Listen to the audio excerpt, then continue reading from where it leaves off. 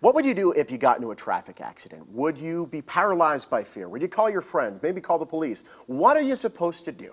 Here to tell us the do's and don'ts of a traffic accident, attorney Dallas Horton. Good morning and welcome back. Good morning, Dow. Good morning, Sean. I'm just happy to be on again. Appreciate you having me. Okay, a lot of people get in car wrecks here in town. There's probably one every 30 seconds. Yep. And a lot of people have never been in one, luckily.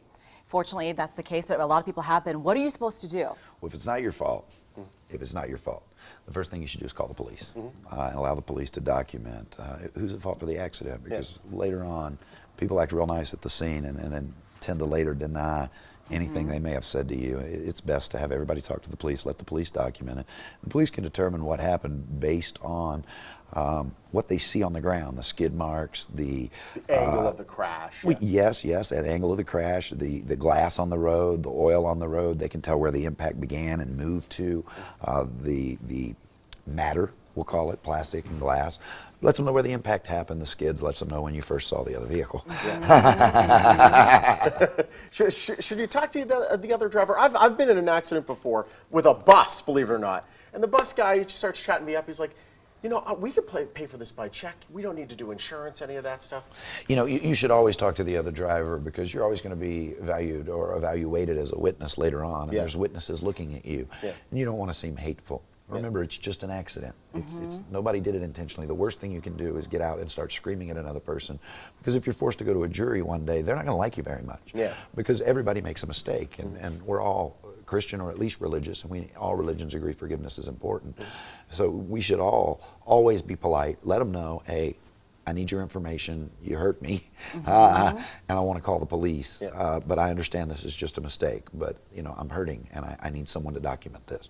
You can do that very politely. You know, it's not that I don't trust you. It's that I'm hurting, and I may not remember everything well. You know, I want to make sure someone comes out and documents this in case my shock affects my memory, and I'm in a little shock right now.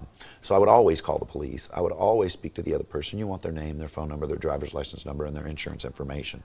I don't mind if the police gather that information, but if the police take a long time, there's not a lot else for you to talk about. Okay, you don't want to rehash the accident with them over and over.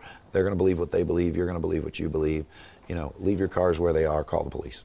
And obviously people who are in hit and runs, there's no other person, no other driver to talk to. In that situation, what do you do? You still call the police. You were involved in a hit and run, you get their plates, you let the police come out and document the accident immediately, because you want to, your insurance company is going to require you to file a police report if you're involved in a hit and run. So let's document it properly at the scene. No matter what, we call the police. No matter what, we get our bodies checked out. We want to make sure we're okay. It can take up to 2 to 10 days to feel the effects of a soft tissue injury. So once we've been in an accident, the first thing we want to do is call the police. Then we want to go to our doctor and say, you know, whether we're stiff or sore, let him know what we're feeling. And then we want to follow up again in that 2 to 10 day period to let him follow our progress and see if we're getting worse or if we're in fact improving.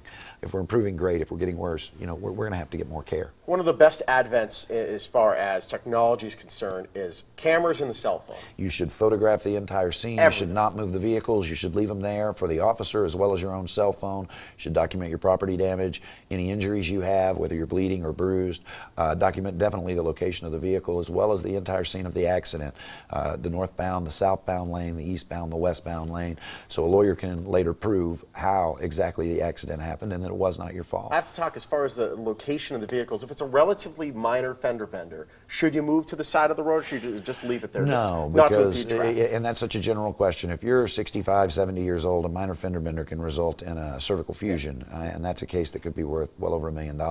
So no, you should always leave your vehicle there and let the police do the job that they have been trained to do. When you always report it to your own insurance company.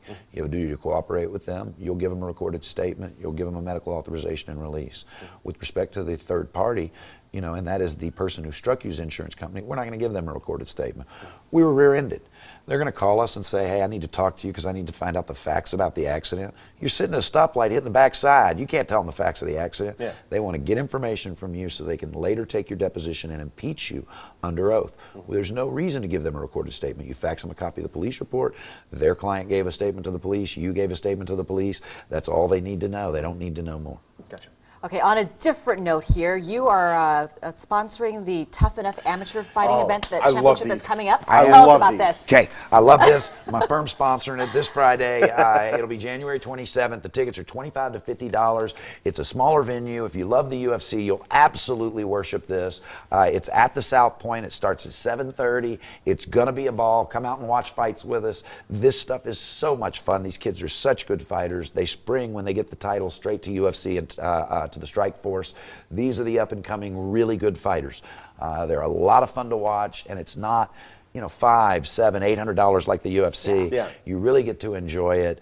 The ring girls are absolutely beautiful. The fighters are beautiful. Of course they are. And listen, they got girl fighters too, and the girl fighters fight better than any men I've ever seen. They do, true. dude. I would not want to meet one of these girls in a bar. They'd whoop me in a blink. And you know what? These It's are amateur tough fighting. girls. They're fighting because they love the That's sport. it. That's It's it. excellent. And it's neat and it's fun and everyone there loves it. It's such a good crowd. They're good people.